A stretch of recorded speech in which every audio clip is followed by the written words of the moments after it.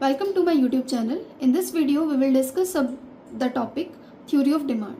First, we will understand the meaning of desire, want and demand. Desire.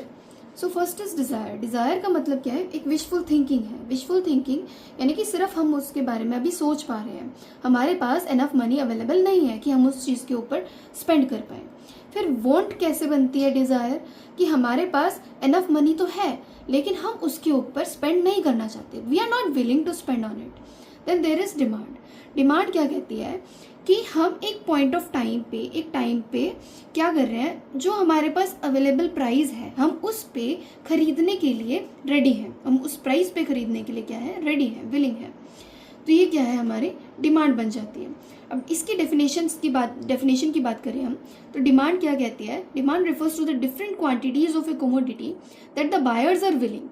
कि क्या है कि डिमांड क्या है, अलग अलग क्वांटिटी, किसकी, कमोडिटी की अलग अलग क्वांटिटीज जो कि बायर विलिंग है खरीदने के लिए, और वो उनके अवेलेबल जो प्राइजेस हैं उन पे खरीदने के लिए वो विलिंग है, तो उसको बोलेंगे हम डिमांड. तो डिमांड क्या है? It refers to the different quantities of a commodity that the buyers are willing and able to buy, और वो उसको खरीद भी सकते हैं at alternative prices during a given period of time. Then there is the topic quantity demanded. Quantity demanded क्या है कि क्वांटिटी हमने कितनी डिमांड करी उस प्रोडक्ट की, कि एक पर्टिकुलर प्राइस पे हमने उस प्रोडक्ट की कितनी क्वांटिटीज डिमांड करी, वो क्या कहलाती है, क्वांटिटी डिमांडेड कहलाती है. इसकी डेफिनेशन देख लेते हैं हम. It refers to the specific amount, कि वो स्पेसिफिक अमाउंट जो बायर विलिंग है और able to buy at one price की. जैसे कि अगर हम एग्जांपल देखते हैं कि 1 रुपीज़ प्राइस जो है एक आइसक्रीम का, क्या है, 1 रुपये प्राइस है, ठीक है, और कंज्यूमर की एबिलिटी और विलिंगनेस है कि वो 4 आइसक्रीम खरीदना चाहता है. तो 1 रुपये के प्राइस पे वो कितनी आइसक्रीम खरीद सकता है? 4 आइसक्रीम. तो ये क्या है, 4 आइसक्रीम क्या होगी, क्वांटिटी डिमांडेड होगी उसकी. अब और अगर हम अब ये देखो, ये हमने पढ़ा क्वांटिटी डिमांडेड पढ़ा कि 1 रुपये के प्राइस पे उसने कितनी खरीदी, 4 आइसक्रीम खरीदी उसने, 4 क्वांटिटीज उसने परचेज करी, तो ये क्वांटिटी डिमांडेड होगी हमारी. लेकिन अगर हम डिमांड देखते हैं तो डिमांड क्या हो जाएगी, जैसे देखो हमारे पास उस आइसक्रीम के अलग अलग प्राइजेस, जैसे 1 रुपीज़ है, 2 रुपये, 3 रुपये. 1 रुपये वाले जो प्राइस है, 1 रुपये वाले जो आइसक्रीम है, उस पर वो कितनी खरीदना चाहता है, उसको कितनी खरीदना चाहता है, वो 4 आइसक्रीम परचेज करना चाहता है. वो एबिलिटी और विलिंगनेस दोनों है उसकी. 2 रुपये के प्राइस पे वो 3 आइसक्रीम, तो 3 रुपये के प्राइस पे वो 5 आइसक्रीम खरीद सकता है. तो ये क्या होगी, हमारी डिमांड. ये डिमांड कहलाएगी हमारी. यानी कि क्या, इसमें हमने डिमांड में यही पढ़ा था ऊपर डेफिनेशन में कि डिमांड क्या है, अलग अलग क्वांटिटीज जो हमने परचेज करी एट अल्टरनेटिव प्राइसेस. देखो ये अल्टरनेटिव प्राइसेस हो गए, इन पे क्या क्या हमने क्वांटिटीज इसकी परचेज करी, तो ये हमारी हो गई डिमांड. अब डिमांड के बाद हम पढ़ते हैं कि डिमांड शेड्यूल. कि डिमांड शेड्यूल क्या है. शेड्यूल, पहली बात, शेड्यूल होती है एक टेबल, कि क्या टेबल शो करेगी, डिमांड को शो करेगी. तो डिमांड वो टेबल या वो शेड्यूल जो कि कोमोडिटी की अलग अलग क्वांटिटीज़ को दिखाएगा जो कि कंज्यूमर रेडी है खरीदने के लिए एट डिफरेंट पॉसिबल प्राइस, की उसके जो जो प्राइसेस अवेलेबल हैं उन पे वो जो कंज्यूमर है वो रेडी है खरीदने के लिए, उसकी अलग अलग क्वांटिटीज़, ठीक है. अब इसके भी 2 एस्पेक्ट्स होते हैं. एक तो होता है इंडिविजुअल डिमांड शेड्यूल और एक होता है market demand schedule. Individual demand schedule क्या दिखाएगा, एक इंडिविजुअल की डिमांड को दिखाएगा, यानी कि which shows quantities of A given commodity which an individual consumer will by at all possible prices at a given time. कि एक टाइम पे उसके जितने भी प्राइसेस अवेलेबल है उस प्रोडक्ट के, उस पर वो कितनी क्वांटिटीज परचेज करना चाहता है, वो एक सिंगल कंज्यूमर उसकी डिमांड को उस शो करने के लिए क्या, कौन बताएगा उसकी डिमांड को, इंडिविजुअल डिमांड शेड्यूल बताएगा. अब आता है market demand schedule. Market demand schedule क्या करेगा, जो भी मार्केट में डिमांड है उसको एक शेड्यूल के अंदर उसने पुट कर दिया, वो मार्केट डिमांड शेड्यूल हो जाएगा. यानी कि वो शेड्यूल जो कि वो एक कमोडिटी की डिफरेंट क्वांटिटीज़ दिखाएगा जो कि मार्केट में जो कंज्यूमर्स अवेलेबल हैं, अलग अलग कंज्यूमर्स अवेलेबल हैं, वो खरीद सकते हैं उन क्वांटिटीज़ को, ठीक है.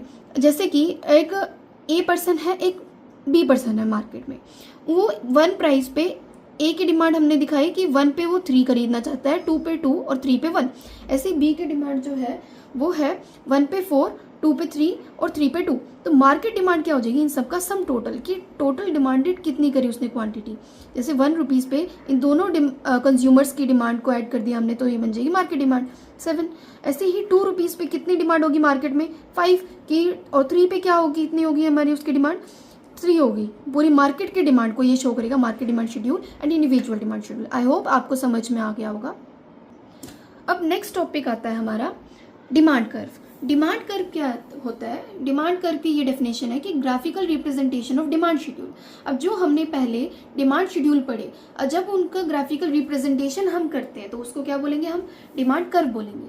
अब डिमांड कर्व की डेफिनेशन देखते हैं एक और, कि इट इज़ अ कर्व, कि ये कर्व है जो क्या शो करता है? रिलेशनशिप। किसके रिलेशनशिप को शो करेगा ये? कि एक कमोडिटी के अलग अलग प्राइजेस पे कितनी कितनी क्वांटिटी डिमांड करी जा रही है, यानी कि वो क्या शो करे? डिमांड शेड्यूल का ही ग्राफिकल रिप्रेजेंटेशन क्या कहलाता है? डिमांड कर्व कहलाएगा। ठीक है, जो हमने डिमांड शेड्यूल में पढ़ा वही हम डिमांड कर्व में, बस डिमांड कर्व में क्या है, हम उसको एक रिप्रेजेंटेशन दे रहे हैं, ग्राफिकल रिप्रेजेंटेशन दे रहे हैं डिमांड शेड्यूल को। ऐसे ही हमने डिमांड शेड्यूल में पढ़े थे 2 डिमांड शेड्यूल, एक इंडिविजुअल डिमांड शेड्यूल पढ़ा था और मार्केट डिमांड शेड्यूल। अब जब उन्हीं को ही हम ग्राफिकल रिप्रेजेंटेशन जब हम कर देंगे उनका, तो वो क्या बन जाएगा? इंडिविजुअल डिमांड कर्व बन जाएगा और मार्केट डिमांड कर्व बन जाएगा।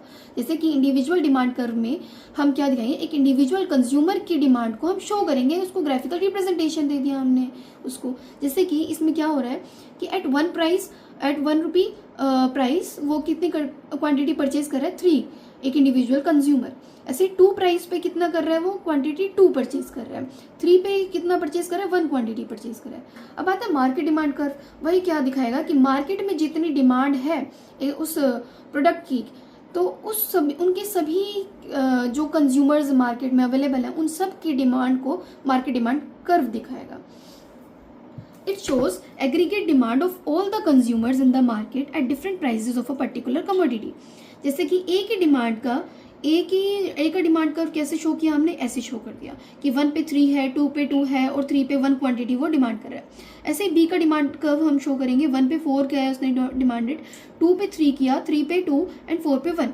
ऐसे ही अब जब हम मार्केट डिमांड कर्व में हमने पहले क्या पढ़ा था? डिमांड शेड्यूल के अंदर हमने ये पढ़ा था कि मार्केट डिमांड कर्व क्या करता है? उन कंज्यूमर्स की डिमांड का एग्रीगेशन कर देता है। उनको जितने भी कंज्यूमर्स मार्केट में अवेलेबल है उन सब की डिमांड को एग्रीगेट कर दिया उसने। ऐसे ही हमने यहाँ पे क्या किया? जैसे कि यहाँ पे इसने 1 प्राइस पे कितनी परचेज करी? 3। ऐसे बी ने कितनी परचेज करी? 4। तो मार्केट डिमांड 1 रुपीज़ पे कितनी हो गई? 7 हो गई ना, 3 एंड 4 7। तो हमने यहाँ पे प्लॉट कर दिया 7। तो ये क्या दिखा रहा है? ये मार्केट डिमांड कर्व दिखा रहा है। आई होप आपको ये समझ में आया होगा डिमांड कर्व।